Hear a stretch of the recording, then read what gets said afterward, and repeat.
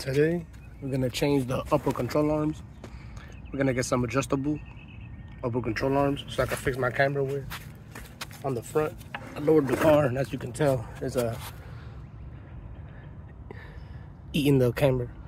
We're gonna address that today. I don't have a camber bolt or a camber gauge, sorry. I don't have a camber gauge to manually check it. So I'm gonna eyeball it for now. I'm gonna make it a little bit longer than the factory one. Then I'm gonna get an alignment so they can dial it in. But like always, pick up your car, put it on a jack stand. You always wanna be safe.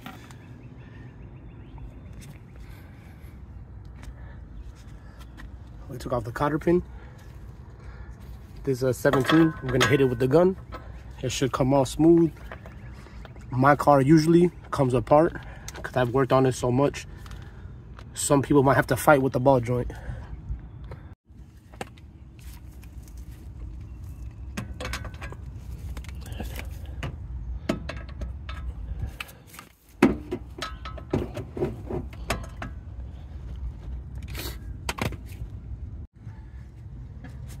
You could take off the strut if you want more clearance, so you could go in there with a ratchet. I'm just gonna try to use a wrench. Since I have an aftermarket, I'm gonna have to take off this pillow. I don't know what it's called. There's like a little, it sits in here though, it sits inside of the control arm. So I'm gonna have to reuse that. I believe they use the wrench, but it comes out. Gotta fight it.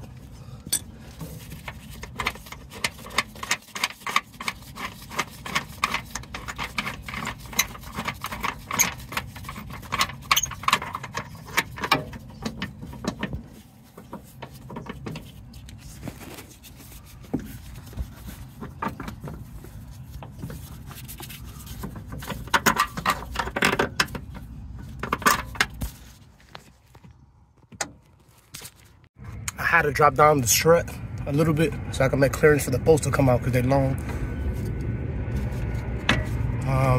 For me, the strut bolts were 12 millimeters.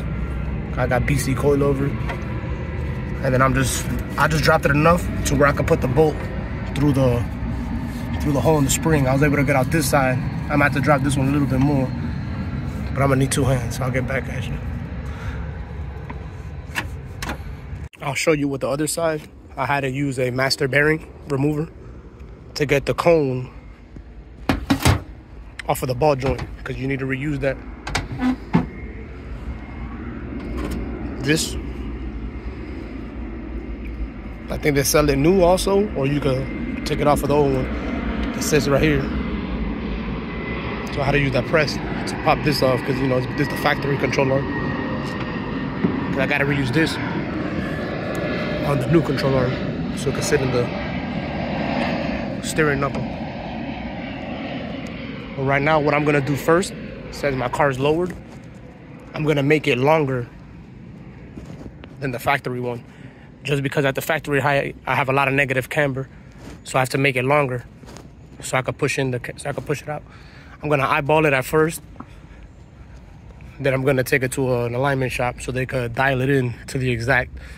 Because we still need a little bit of negative camber on these cars, but you can't have too much. Enough for performance, too much wears your tire.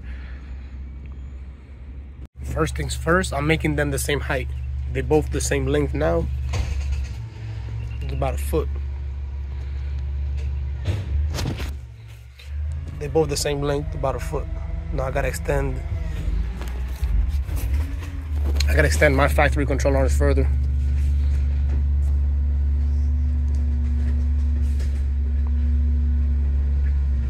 Maybe the factory's just a little bit longer, so I still gotta extend this one to fix the camber. But first things first, I'm gonna make it factory height, and I'm gonna push it out even more. Again, I had to bring down the strut. I didn't take it out all the way, but for me to get this bolt in, I had to pull the strut out enough to where all the bolts were underneath the frame, so I could at least line up this one. This one went up with just me pulling on a little bit. I was just pulling down like that. The left one went in fine. But this one, they're on the right, because it's higher up at the angle, it kept crashing against the spring right here when I try to line it up. it kept crashing against that spring. Same thing to take it out. That's why I had to drop it.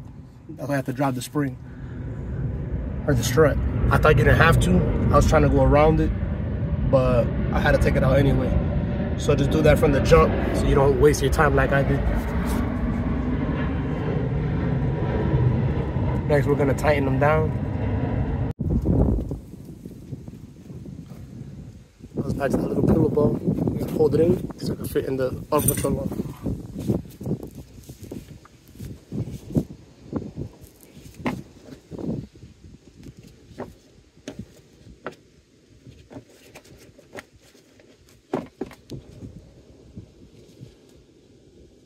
I'm having some clearance issues. I'm gonna have to bring it in a little bit and then adjust it on the car.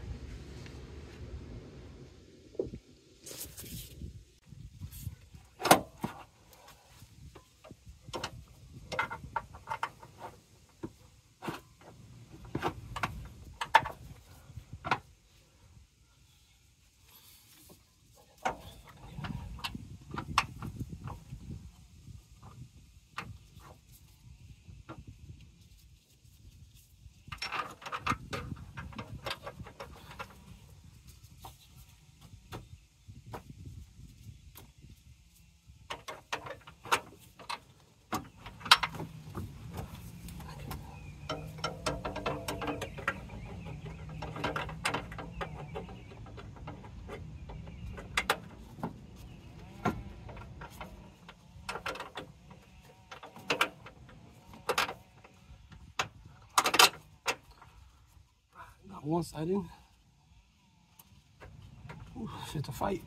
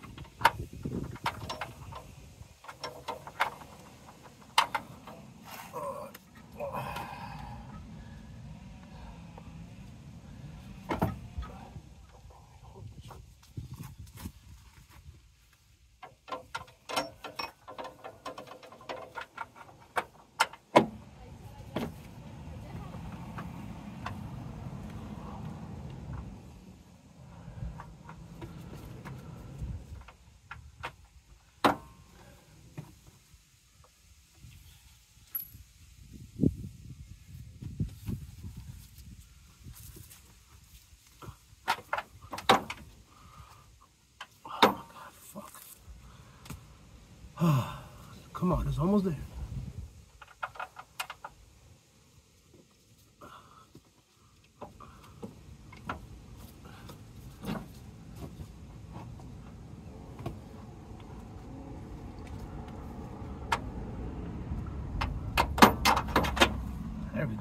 shoot. Whew, that was a mission.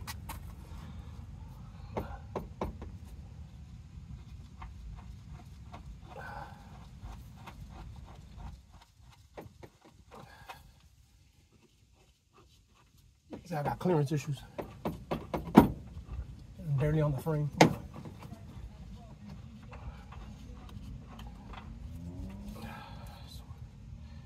Easy fix though. Now we take the 19mm wrench.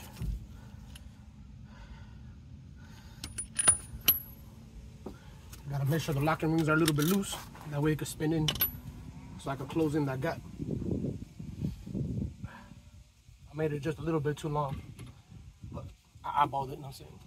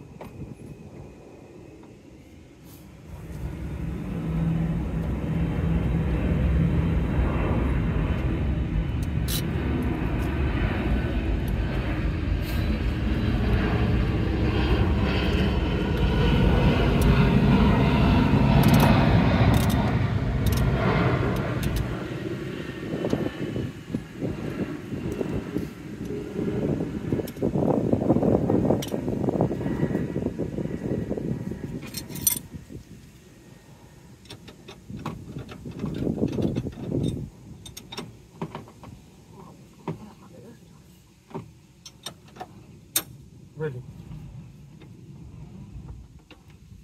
Couldn't have done that shit another way.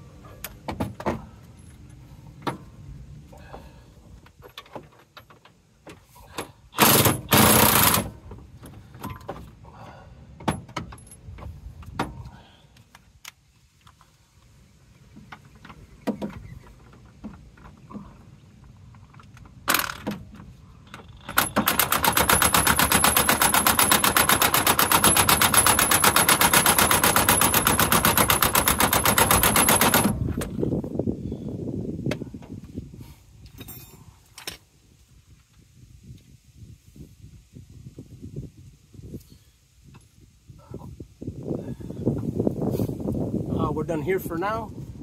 I gotta take off the pillow ball off of the other one, then put it on here. And on this side, I got lucky. I didn't even have to drop the strut. I was able to get both bolts in and out. All I did was loosen the bolt, pull it down a little bit. The other side, I had to take it out because I couldn't get the bolt. Always one side hard, one side easy. It's just the way it works.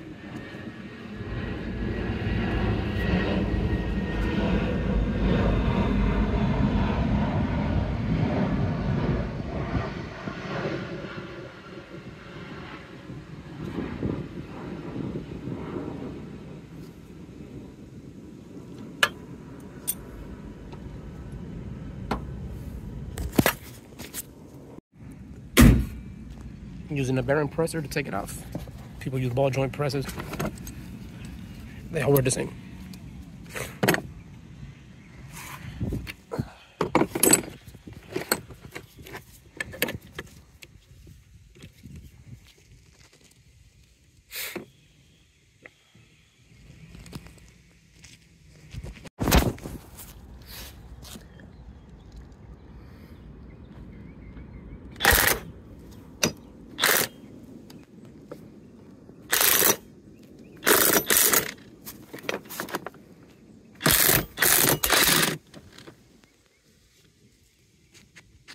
Pretty simple. They say you want to put the jack underneath because you want to tighten the bushings in their resting position. So we put the jack up, that way we could tighten the control arms, and then the ball joint on top. And also, even though I didn't take it down, I loosened the strut. So at least like this, I'm able to place that back in at its resting position too. And we ready to go. Install complete. Just have to get in alignment and tighten everything now that I'm about to do. I pushed it out as far as I can. It's barely touching the frame since I had the jack up. I tightened it and adjusted it at its resting position. I mean, now I gotta drive the car and then take it to the alignment shop just to see what I get. And depending on that, depends if I have to come back and see how it's close. I'll have to modify the frame, cut it, so the ball joint can swing, or the control arm has more room to go this way. It's either that, or I could pick up my car half an inch. We'll see, whatever's less work. I probably gotta pick up the car a little bit. The front is too low.